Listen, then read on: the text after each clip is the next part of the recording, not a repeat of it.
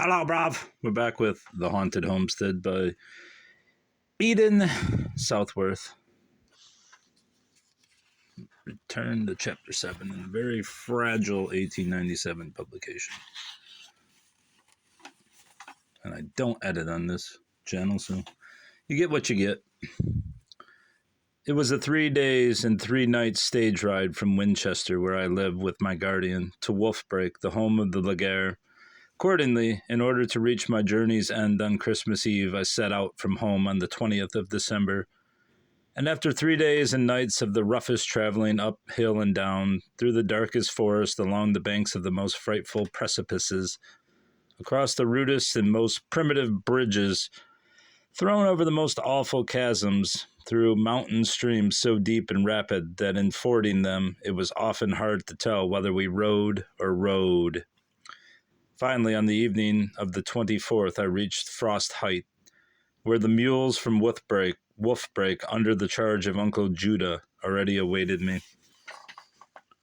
Although it was getting dusky and the road down the snow-covered mountain path to Wolfbreak was not of the safest description, even by daylight, and might be considered dangerous by a starless night, yet Uncle Judah, with the hard-headedness of a favored old family servant, insisted that I should set forth immediately, as Marse and Miss would be 'specting me to supper. So, mounting my mule, and preceded by the old servant upon his jack, I descended into the outer darkness of the downward mountain path. In a little while it was quite dark, and I could neither see Judah on his jack before me, nor even the narrow path under my feet. At every step I seemed to be plunging down into some dark abyss of shadows, below shadows. I could not guide my course, but trusted to the habits and sure-footedness of the mountain mule that carried me. A glimmering light shining up from the deepest depths of the darkest below indicated the position of Wolfbreak Lodge. There was always a strange mystic interest fell in approaching a place like that. For the first time amid the shadows of night, the undefined shapeless mass of buildings, the unseen boundaries, the unknown circumstances that await us, all, that's an odd comma, all like some strange mystery pique curiosity.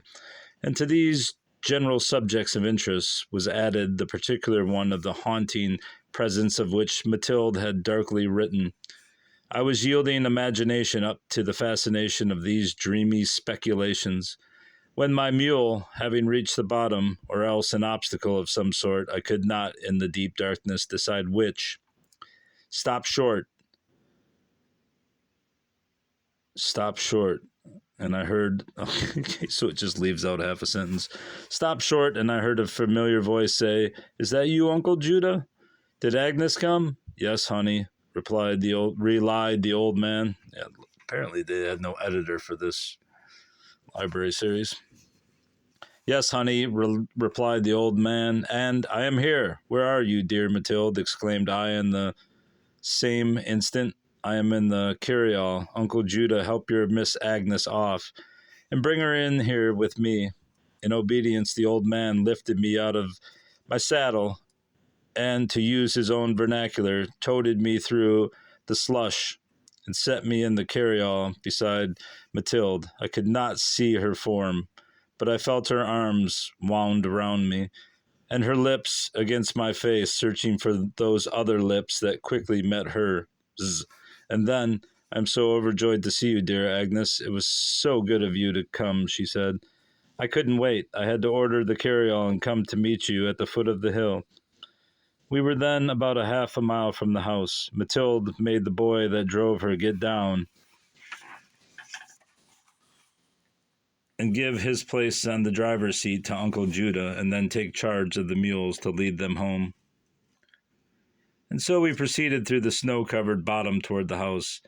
As I said, it was so dark that I could not clearly distinguish the outline of the buildings, but there appeared to be 2 houses, an old one and a new one, joined by a covered piazza and shaded by many trees. We stopped before the door of the new house, from the parlor windows of which a stream of light from the lamps within was pouring.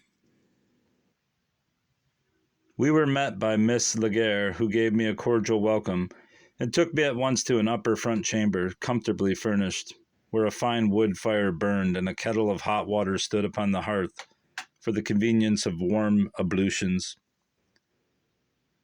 "This is your room, my dear Agnes, where I hope you will find yourself at home," said my kind hostess. I thanked her, but secretly hoped that she would leave me alone with Mathilde to hear the mystery of the haunting presence explained, for as yet we had no opportunity of a tete-a-tete, but the old lady lingered with motherly solicitude until I had washed myself and changed my traveling habit for a home dress, and then directing Jacinthe, or Jet as she was nicknamed, to restore the room to order, she invited me down into the parlor. As I left the chamber, I observed Jet's eyes start out like beads, and she made a motion to follow us, but a peremptory gesture from her mistress repelled her, and she remained, though evidently terrified at the idea of being left alone. Can it be possible, thought I, that the child is afraid to stay by herself in the new house, when of course the supernatural inmate, if there is one, must be a denizen of the old one? And at the same time, I experienced the feeling of disappointed love of adventure in being accommodated with the chamber so shining in freshness and so distant in character, as well as location, for what I fancied must be the scene of the mystery.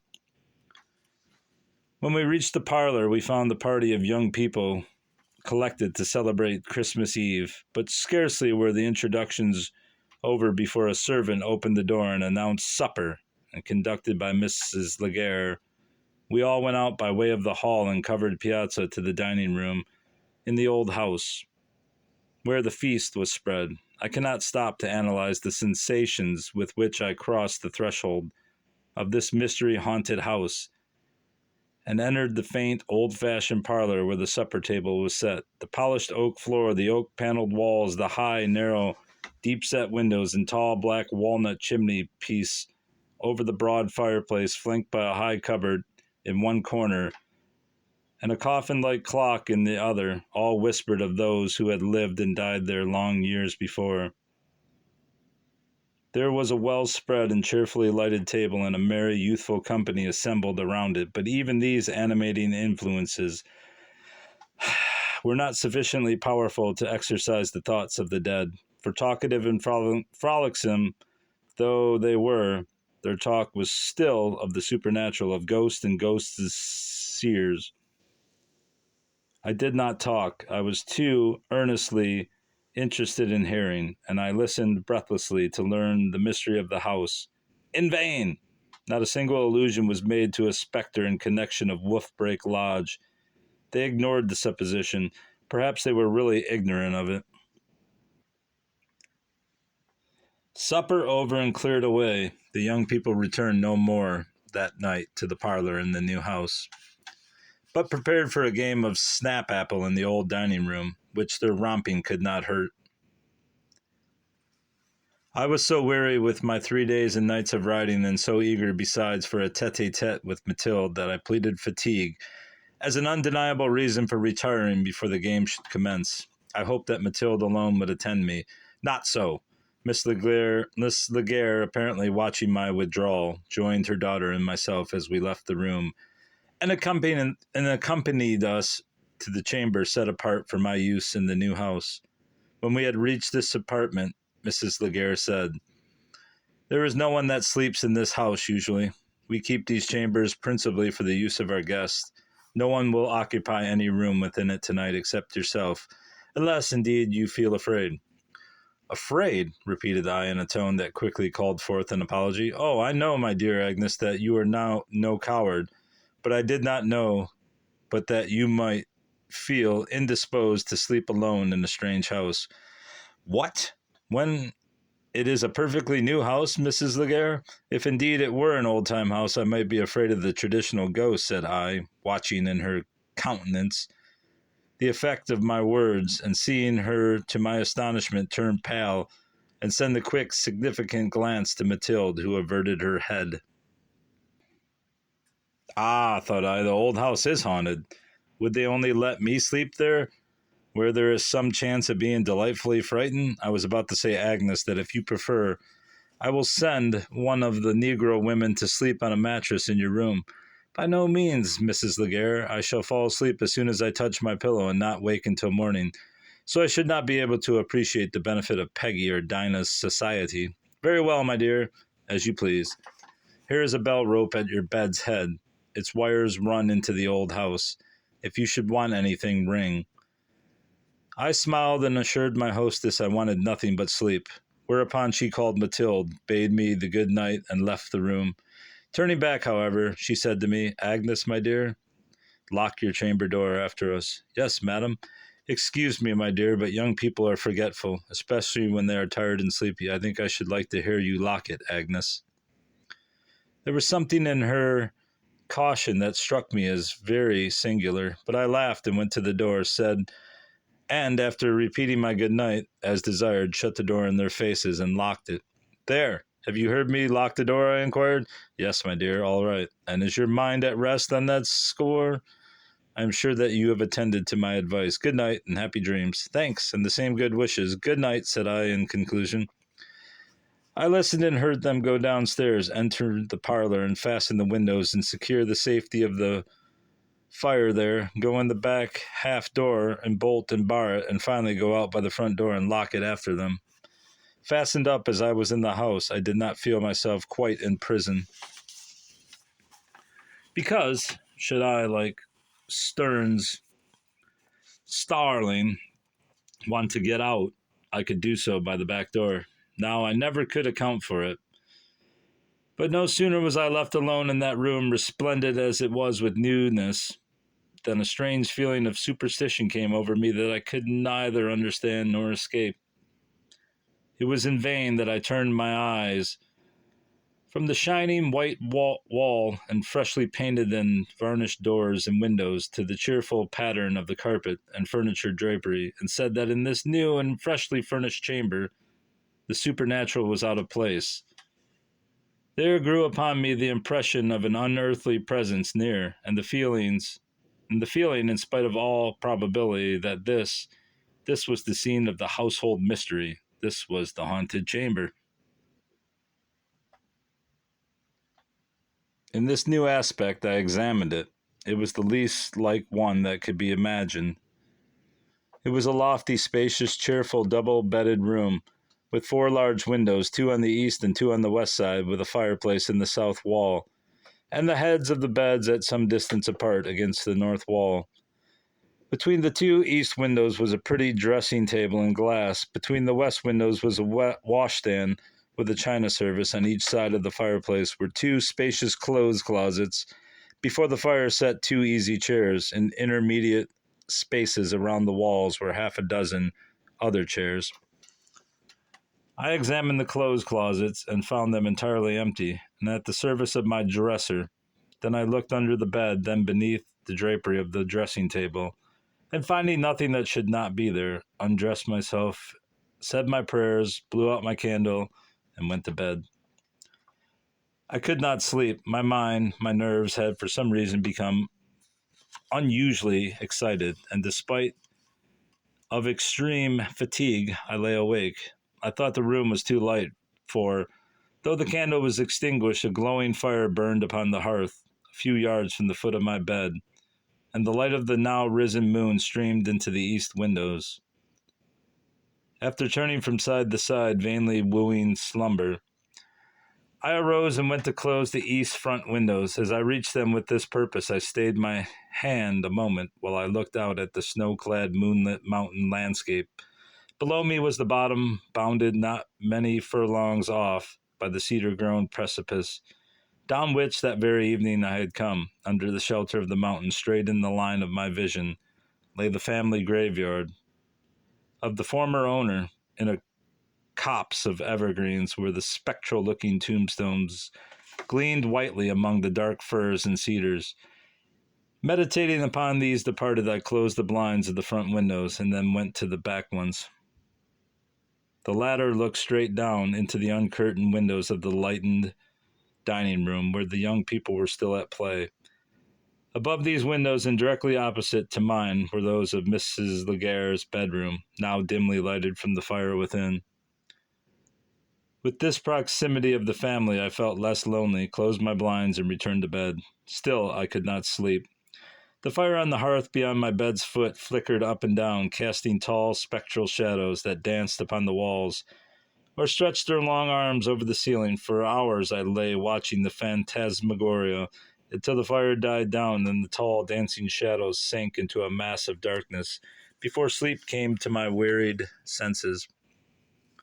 But scarcely had I closed my eyes upon the natural world before a strange vision, or dream, if you prefer to call it so, passed before me. Methought I heard the click of a turning key. I opened my eyes and saw the door slowly swing back upon its hinges, and a lady of dark, majestic beauty, dressed in deep mourning and having a pale and careworn face, entered the chamber. Slowly and silently she walked to and fro, her footfall waking no echo, her progress attended by no sound, save the slight rustle of her silken robe. I was magnetized to watch her, as with clasped hands and wide-open, mournful eyes, she walked in silent, measured steps up and down the room. At length she paused in the middle of the floor, fixed her eyes upon mine, with a wild and mournful gaze, slowly raised one hand from the breast upon which both had been tightly clasped, and, with her spectral finger extended downward, pointed to the spot beneath her feet, and then as slowly resumed her former attitude and passed with measured steps from the room. I tried to speak to her, to question her, but failed to utter a sound. In an agony of distress, I tried to call out, and in the effort to do so, awoke to find that I had been dreaming. But, reader, the door that I had locked so carefully the night before was standing wide open, as when the dark woman of my dream had passed through it. Day was dawning. I shivered both from superstitious excitement and from the cool draught of air blowing upon me from the open door. I drew the cover closely around me and listened, but no sounds except the undefined, low, pleasant murmur of awakening nature, the soft rustle of the pine in the upspringing morning breeze, the flutter of the night birds waking up in their branches, and the detonation echo of distant, louder noises were heard. I arose softly and opened the east window blinds, and then went back to bed to lie and watch the crimson light of morning kindling up the orient. An hour I lay thus, watching the dawn growing brighter and brighter, into the perfect day. And then I heard a key turned in the hall door, and someone come in and ascend the stairs. It was the little black maid Jet come to make my fire. As she entered, I saw her eyes grow wild, and she inquired, "Miss Agnes, is yer been up, miss, to open this yer door?" "I have been up this morning, Jet," said I, not wishing to let her into my full confidence. The answer seemed to set her at rest, for her countenance lost its wild terror, and she proceeded with cheerful alacrity to light the fire, fill the ewers, and so forth. Before she had got through with her task, there was a rush of many feet into the hall and up the stairs, and Mathilde and such of her young friends as were already up and dressed bounded into the room, exclaiming, a Merry Christmas, Agnes." Their arrival was enough to put to flight all the supernatural visitants that Hades ever sent forth, or is that visitants? Sorry. Pardon. Their arrival was enough to put to flight all the supernatural visitants that Hades ever sent forth. They hurried me with my toilet. They worried me to come down and see the Christmas tree and get some eggnog. I was carried away with their gay excitement and almost forgot my mysterious dream or visitant, but not quite. But all through the morning, greetings of the family, the eggnog drinking, the visit to the Christmas tree, the distribution of presents, the merry breakfast, the arrival of invited guests, the Christmas dinner party, the afternoon sports, and the evening dance, I was possessed with the haunting presence of that dark, handsome woman and her majestic woe. And I will stop on that part and continue tomorrow. Goodbye, bruv.